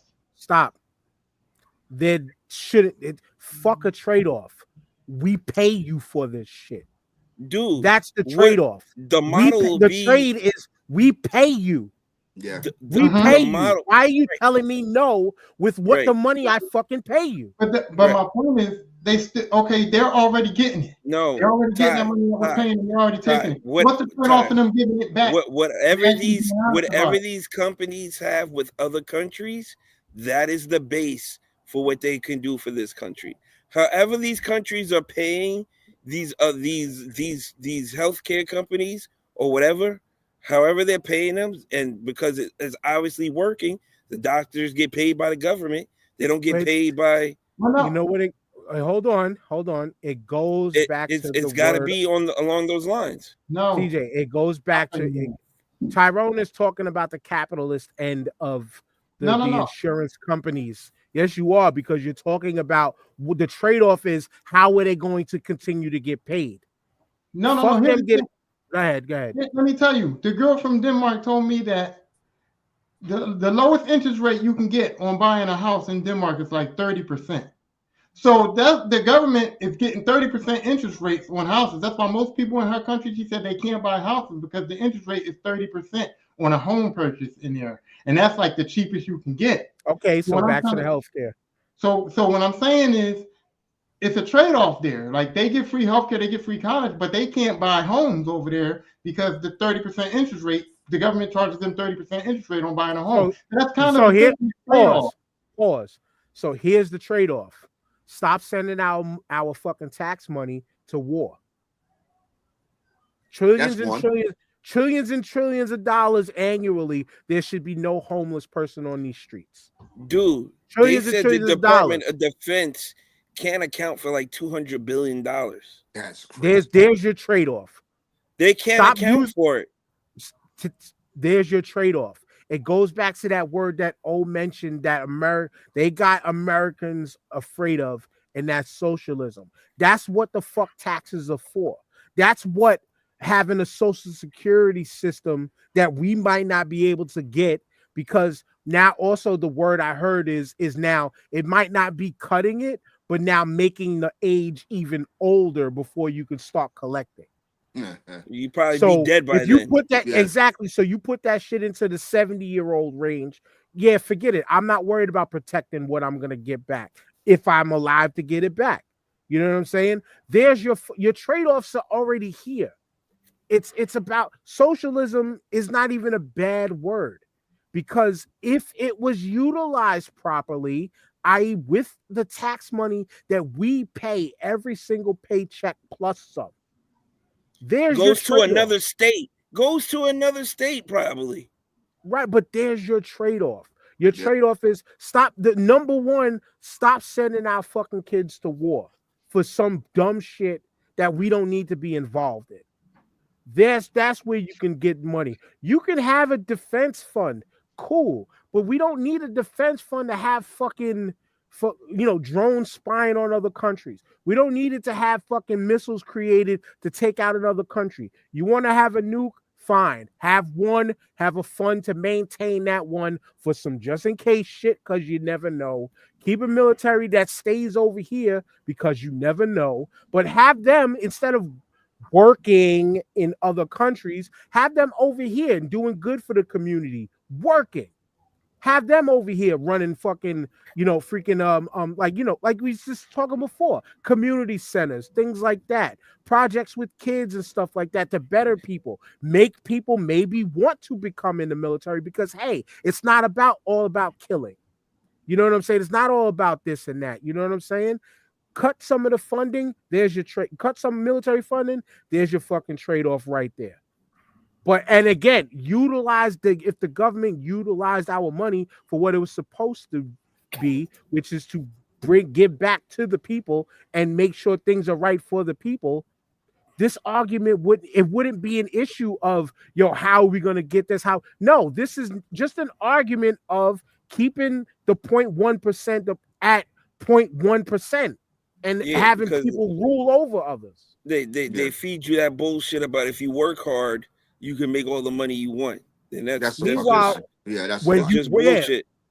But it's bullshit to a point, because when you work hard, you're making, for the most part, you're probably making more of the money for somebody else. Right. But if you didn't find the scams, the loopholes, or you didn't grow up in a household who started like Luigi and started their dynasty, decades ago, you're not going to be able to benefit the same.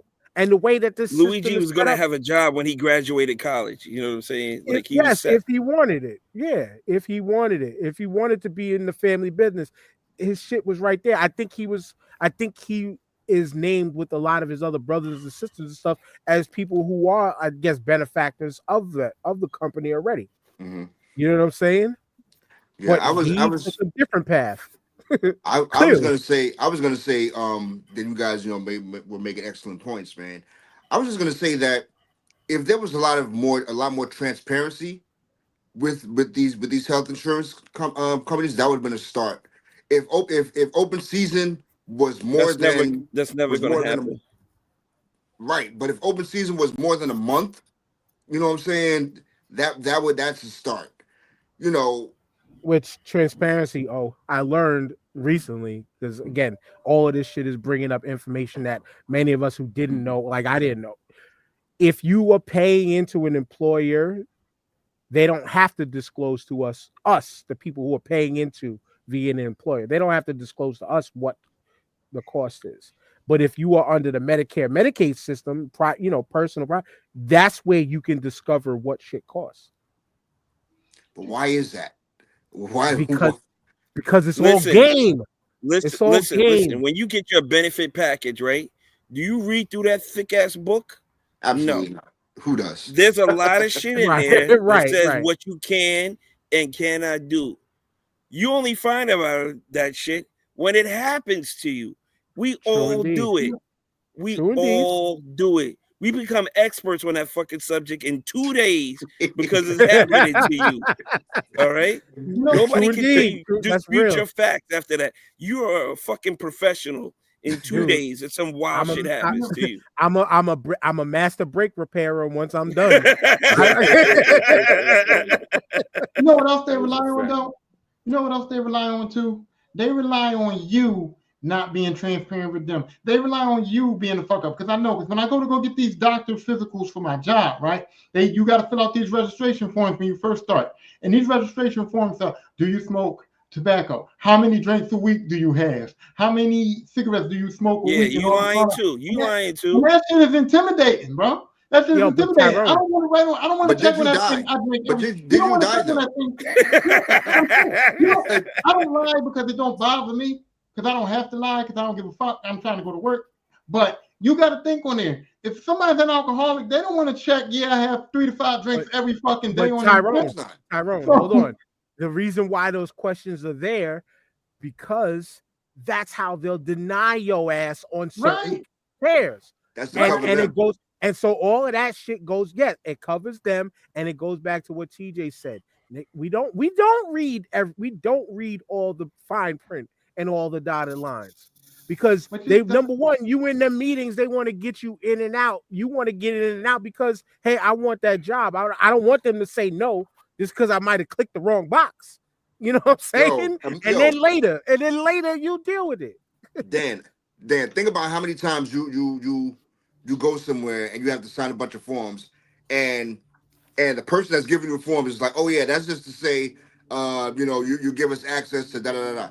Right? I just bought a car this summer. Yes, I know. It happens with all of this shit. Yo, one thing in the car business, they make you sign some shit, bro.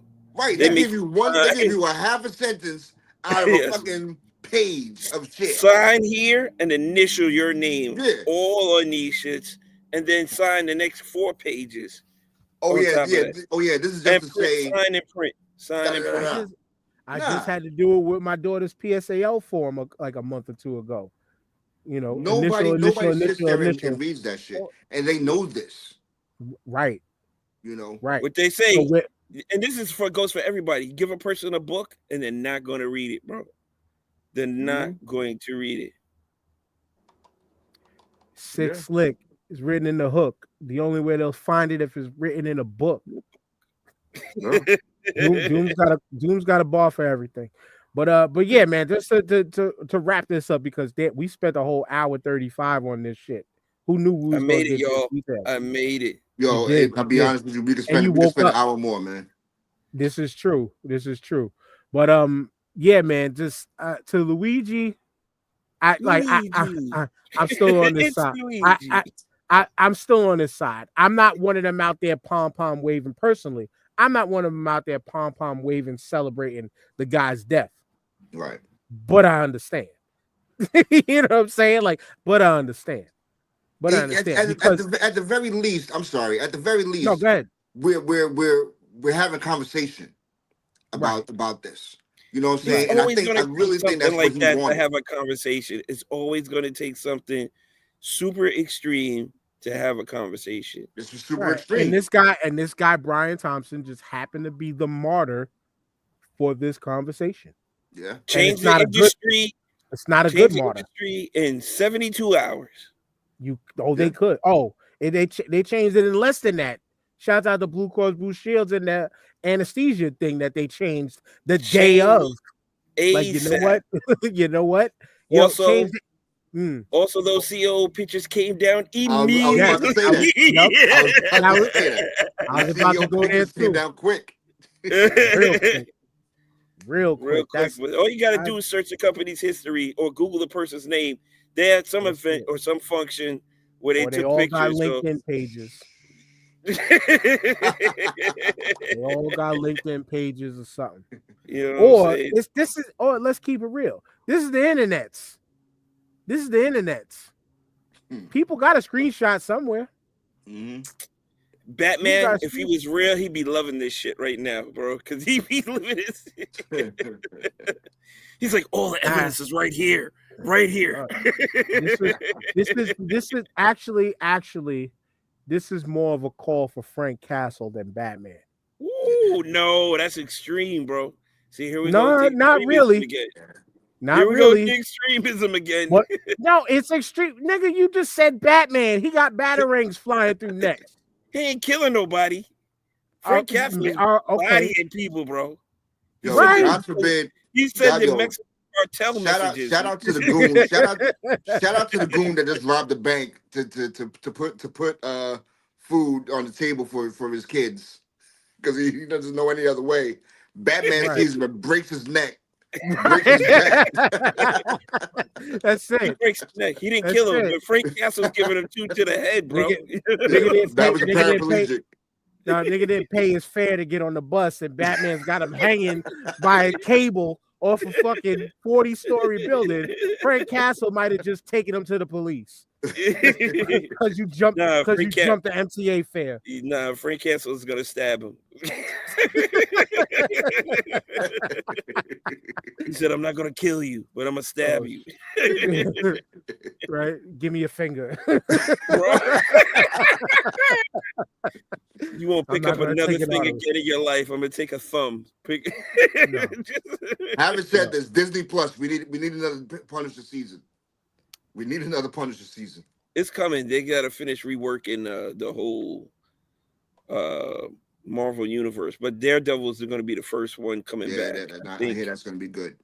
But all right, since we there, because I just seen this man in a picture for a Street Fighter cast, Jonathan Majors. This wasn't going to be something. Just real brief. But yeah, I see. Yeah, shout out to the homie Andre. He posted in the Earth 23 group. But everything was dropped against Jonathan Majors. Just real quick. Yeah. Should Marvel bend knee and bring him back? Absolutely. And rewrite the Kang and get this Kang shit back? They're not going to bend the knee, but he'll be on some type of restriction shit. Who did they bring back for? They did the same shit with Star Wars. The guy who got some crazy allegations against him or something like that. It was a I know director. DC does it all the Oh, time. DC. That's who it He was. It does was it all the DC. time. Yeah. Yeah, So I mean, if James DC Gunn, can do I it, believe. James Gunn if with all D- the old school Twitter posts. yeah. So DC can do it. Disney can definitely do it. No, I mean, there's similar franchises in that sense of what they want to do. Marvel versus DC. You're right. You're right. The DC movies is ass. The DC movies is ass. You're Thank right. you. The My animated bad. My bad. My bad. animated is fire. DC animation. I wish they just get those writers and put them in live because they are straight ass. You're right. But Marvel. off of that, that was just a quickie. That was Yeah, just a quickie. he can get his job back. I mean, he's definitely going to work again, and now he got his number one boo by his side. So, that's a good look for him because she really don't get herself into no situations like that. So we'll see. Right. She's clean. But all right, Tyrone. What's up? I named the show On the Clock. We're on the clock, but because of your Lakers, what was the information that you gave us in the group chat the other day that you wanted to talk about? So here's the thing. You guys were talking all that shit when I was telling y'all that the Lakers, as far as Laker fandom, is always championship or bust. And we got into all this argument about it, and we got into all these things about it, right? And then I'm watching First Take, and I'm sitting there, and Snoop Dogg comes on. And they were talking to Snoop Dogg, who's Snoop Doggy Dogg. He's a very, very, very high Lakers fan. He's a Lakers for life and all that. He's a Lakers fan. And very high Lakers fan is true. You said very high Lakers fan, so my bad. That was a bar. Oh yeah, I get what you anyway, so they were talking about the Lakers. Now, mind you, the Lakers won a championship in 2020. Now, people say it's the bubble chip. I say it's the bubble chip, but they asked Snoop about that. Snoop confirms that that's a legit championship. The Laker fans, Laker Nation counts that as a legit NBA title. So that was in 2020. The Lakers have had LeBron and Anthony Davis. They've had a good team. They've made the playoffs throughout the 4 years. But 2020 championship was literally technically only 3 seasons ago, right? Mm-hmm. They asked Snoop about the Lakers, and Snoop said the Lakers is on the clock. Snoop said they better do something this year. He said that Jeannie Buss, Pelinka better figure out a way to get some players in there this year, because if they don't get better this year to win the championship, Laker fans are going to have a fit. And they're on the clock, and they're going to have their head. And he said LeBron's going to Golden State, bro. You see what I'm saying? And you ain't going to get shit for him. So what I'm saying is that in a 3-season span, Laker fans are upset that these Lakers aren't championship contenders. And that was my point. Lakers don't have time for rebuilds. They don't have time to work out a 5-year plan or a process or nothing. The Lakers are on the way the salary cap right is, now. they can't make moves like that anymore, bro. The salary cap restricts all that bullshit. You guys have no picks. You literally have nothing to give anybody. You're at the mercy of another team at this point. Listen, what do you got that's valuable? You can't trade away Anthony Davis. Nobody wants Rui. D'Lo's playing well when LeBron's not on the floor. What do you have? You the 2 white dudes connect and the other dude? That's AR-15. Yeah. Yo, listen. Like, if you guys got nothing. Tyrone, if you was GM for a day, what would you do? If you was GM for a week, what would you do? How would you fix the Lakers' problem?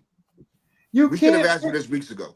The Lakers' problem started with drafting Bronny James. You wasted a draft pick on Bronny James. They should have never did that. A 2nd-round pick. And so what, man? We didn't have the team. You didn't win with the team last year, and you basically ran that team back, and you used your draft picks. I know what it is. So they wasted a pick. Hold on. So they wasted the pick on a player to development. Picks up. We go to bullshit. Develop. They wasted a pick on a developmental player. Clay. No, they should have used those picks to get players that they didn't have to develop. Lakers don't have development time, bro. They on the clock. So they should have used those picks to get players that they didn't have to develop. Klay Thompson was out there. They could have did something. They did nothing, bro. They ran it back to the same thing. They don't have money. So whose clock are they on? The fans. They're on the clock of the fans, bro. They're All right. clock. So okay. So you're on the fans clock, and like we said before, talking about billionaires and stuff like that. Who the fuck are you, fan, to tell me, billionaire owner, I'm on the clock with what? Now, devil's advocate time. Who are you to tell me we're on the fucking clock? Who are you to tell me, Genie Bus? You still gonna buy the merch? You still gonna buy the merch? I got man titties, but who are you to tell me, Genie Bus, I'm on the clock as an owner? You're still gonna watch them. Exactly. You're slaves to the rhythm, just like WWE fans. You're gonna cry that the product is bad, and just keep crying that the product is bad until you get a win under your belt. And I bought a new Knicks fitted every year. They still getting my money. They still getting my money. For Lakers fans, it's championship or bust. It might not be that way for the team. It might not be for Genie Bus and them, but for us as Lakers fans, it's championship or bust. So pause on that other thing before you move the goalpost. It's the Lakers fans. Yes. All right. Who the fuck are you? When again, you're going to be a slave to the rhythm. Listen, when Kobe was on them losing seasons, and it was Lakers. They was on the clock for like 3 years, bro. TJ. They was on the clock for like 3 years on them losing seasons. TJ, even within all those losing seasons, they're still top 2 to top 3 most money generating teams. They was still buying Kobe jerseys every year. They was buying Kobe jerseys every year, dogs. They was buying Smush Parker jerseys. Listen. We are talking as Knicks fans because we've been on the clock since goddamn 73. Exactly.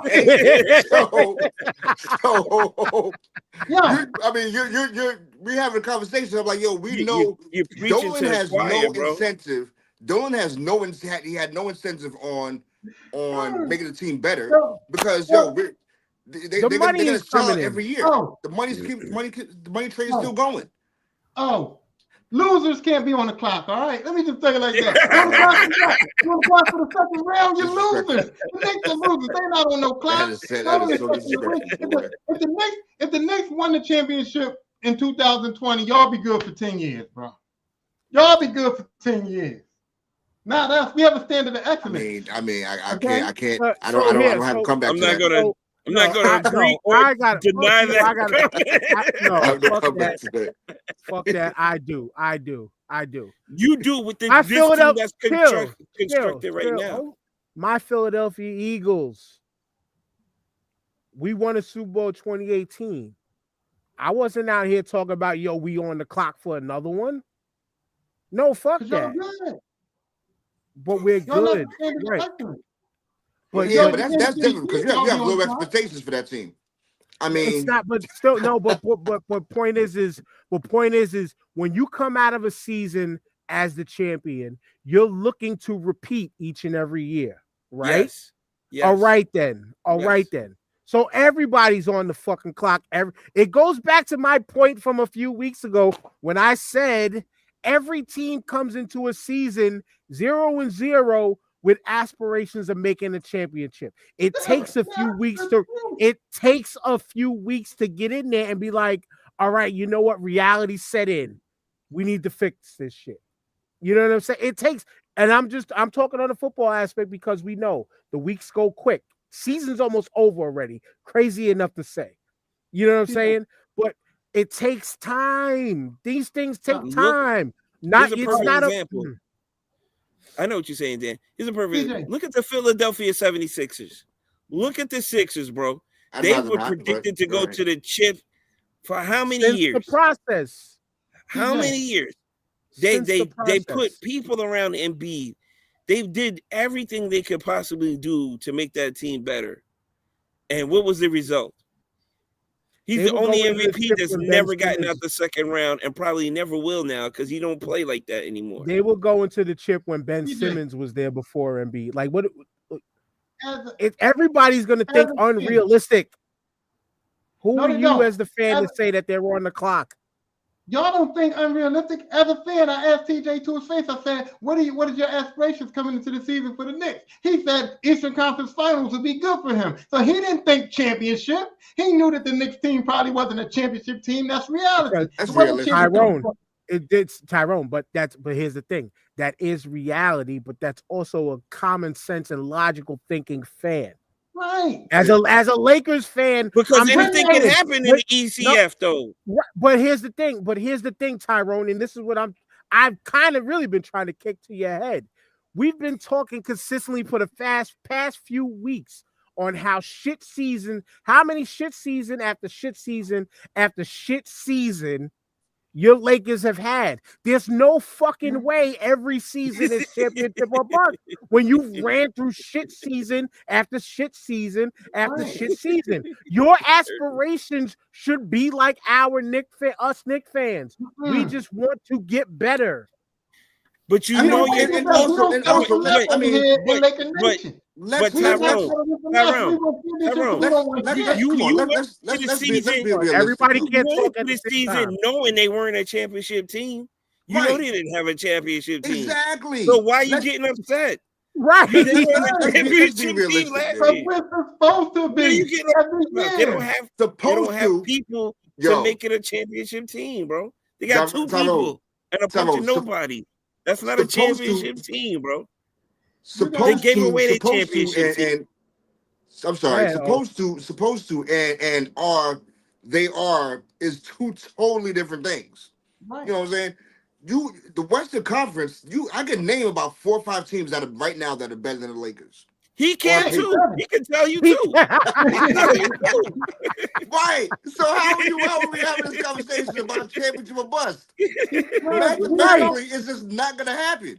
We don't accept Laker Nation fans, real ones like me and myself. We're not logical. We do not accept mediocrity on no level. Eastern Conference Finals is not enough to satisfy us. Okay, if the Lakers this season went to the Western Conference Finals and lost, I'd be pissed off. I'd take this thing off my fucking wall. You know what I'm saying? Hold on.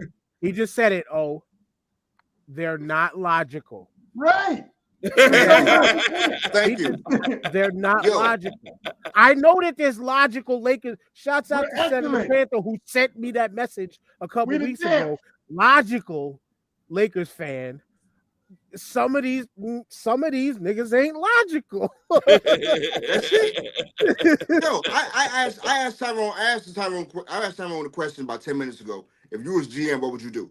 Me, if I was GM, I'm getting rid of LeBron. We're gonna have a conversation about the no trade clause. I'm trading you. I'm trading Anthony Davis. And I'm trading you. You know what I'm saying? I'm trading D'Lo, and we're gonna start over. I'm scorching the earth, and we're getting nothing but picks and budding players, budding stars. That's it. And why? And guess what? And guess what? It is the crazy thing that you're not gonna want to admit. The attendance is not going to dip. Exactly. The fans are still Lakers. It's still Lakers. No dips. No dips. Now I'm going to be logical, right? Dips. Now I'm going to be logical. Everything that you're saying makes perfect sense. And the only logical reason why the Lakers as an organization won't do that is because they do not have time to do it because, like I said, They had the whole fucking 90s. What are you talking about? They don't have time, bro. The Lakers do not have time to do what O said. That's like a 5-year plan. They don't have 5 years. You know what? He sounds like a Patriots fan. He sounds like a Patriots fan. Yeah. Patriots. Shouts out to Brian. Patriots fans have humbled themselves and they've been chilling. They've been chilling like, you know what? This 6 can hold us down for another 20. You know what I'm saying? We had a good run. But again, the whole fucking 90s, like you said, they kept shooting themselves in the foot because why? You're not building to develop. And this is what O was describing. If you build to develop, things can happen. Mm-hmm. And this is why the Warriors became the dynasty that they were. They drafted and built till development. Right. They believed in each other. Spurs. They made one coaching change that flipped the switch, and then it was off to the races. Right. Like you said, the Spurs, they built over time and developed, and then brought That is an in excellent pieces point, yo. that were fit for the thing. You can't just consistently go out and buy, and then think you're going to get the same consistency. It's proven. It's proven within all of these big threes, and yet, all of this shit. The one team that did make that work was Miami because they went to the 4 finals in a row, but they still made it with 2. They still made it out with something. You know what I'm saying? But the Lakers have made it work. They bought Shaq. They got 3 championships. They bought LeBron and Anthony Davis. They got a championship out of that. They made it work. And here's the thing. The Sixers also tried that rebuild and trust the process, and it didn't work. Now, if the Lakers do that and it ends up how the Sixers ended up instead of how the Warriors ended up, there's going to be a riot in LA again. because of irrationality. Listen, the rules have changed. The Lakers can't buy the best player anymore. The CBA won't allow that. The contracts and the way the salary structure is set up, those days are gone, my friend. Yeah. Those days are gone. They're really building parity in the league. They want every team to have a chance to make the playoffs. Right. They want it super competitive. So now with that being said, this is where you hope Bronny develops into somebody that you can have a sustained future with. LeBron is out. Bronny's there for another 5 years. So you gotta deal with that. And that's the thing. You sometimes you have to draft to develop. Yes, did LeBron help his son? Yeah, okay, cool. Nepotism. Hooray. I like that for black folks. But I'll make sure that man is progressing the way you want him, or you cut his ass. And a lot of teams go through that when it comes to developing players. It happens to everybody. It just don't happen to y'all that much. That's all. Here's another thing I got to give my props to. You remember when I said that Bronny needs to say fuck that little contract deal he made? If he really wants to play for the Lakers, he needs to take it by the balls and say fuck that contract and all that. Well, guess what Bronny did? Bronny went on a road game that he didn't have to go on for the D-League. He went on a road game. Not only did he go on that road game, but Bronny went on that road game and showed out for 30 points in that road game. And this is what I'm saying. So now I'm like, okay, Bronny, I see it. I said he's got to take this by the balls. He's got to fuck that contract. He's got to do what he's got to do. And he went on a road game and scored 30 points. So now I got to fall back on Bronny a little bit because I got to give him the credit where the credit's due. He did decide to go on the road. He did decide that, and he got in that game. He asserted himself. He scored 30 points. Now, is that going to translate to the NBA? I don't know, but at least my man's putting the work in. So we'll see. 130-point game don't always tell the story. But the fact that he went and took them road games with good. You should want that. Hey, good. You still on the podcast? Yes, he's still on the podcast. But we're about to wrap up. We're about to wrap up because we spent so much time with the talking about money we ain't got. This is a good way to close it out, though. So, if you're not getting the ice, what? But y'all you know what? No, here's the thing, though. Y'all had all that disdain for me when I was talking about the Lakers. Y'all had all that vitriol. Y'all was snapping back and snapping back. We still got it. Snoop Dogg said it. Y'all still No. He's a part of Laker Nation. He's getting this too. You just happen to be the visual representation on the show. That's it. You are speaking for your whole nation. Snoop is in this mix. Shout out to Snoop and Dre. I gotta listen to that album too. It's good. It's good. I listen to that. I was listening to the Drink Champs episode last night, and they played 4 tracks off of it, and they were able to play it on a podcast because they got the written express consent to do it. So they're not going to be like every other podcast that gets music taken down. You know, the authors of it gave it up. I just wanted to, can I make this point too? they asked Snoop why did he do that album, and Snoop basically said that Dr. Dre called him and said, "Hey man, you're doing a lot of TV, you're doing a lot of commercials, you're doing a lot of bullshit. Don't forget about what got you here. Don't forget about the culture. Don't forget about hip hop." And he said that's what Dr. Dre called him and told him, and he basically was like, "Well, if you want me to get in the studio, let's do it." And that's how the album came about. Like Dre called him and said, "Man, you're getting Which is outside of the dope. culture a little bit." And Snoop Which said, is "Okay, I'm gonna go back to my hip hop." And that's how he said that's the reason why he even did the album. which is dope that you get an OG like that who does drop verses damn near at least once a year or every so often on somebody's shit. That's pure dopeness. That's dope. I'm glad they did it. I'm glad they gave it to us. We should want that. We should hopefully want that from our legends. But you ain't gonna get that from every legend. But we should want that and thankful for it. The OGs that we grew up on still killing. Because the joints that I heard, there was not one thing that was just like not Yeah, everything no, was it's a good album. It's a good everything album. was up. But we done. O left to get the ice. TJ. Yo, another good show. Good chopping it up. Like we weren't too tired to talk some shit today, going back and forth with Ty. So I think we had to make sure you stayed awake this week though.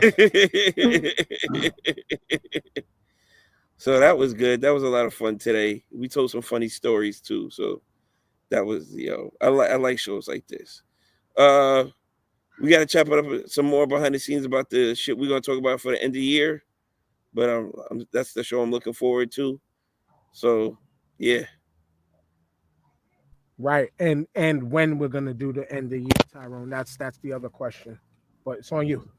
Yeah, I enjoyed this. Like I said, I'm gonna be doing some extra episodes of my show since I've apparently got a week off. You know what I'm saying? But I enjoyed this show. I can't wait to the end of the year stuff because we come up with some good things and some good things to talk about and chop it up. And this year has been very interesting. I'll tell you that. So I can't wait for that Yes. episode. I just want to say to Jamal, I know he said he was feeling better today, but he still got some gimpiness in his leg or something. I just want my man to be healthy and be all right with what happened. You know?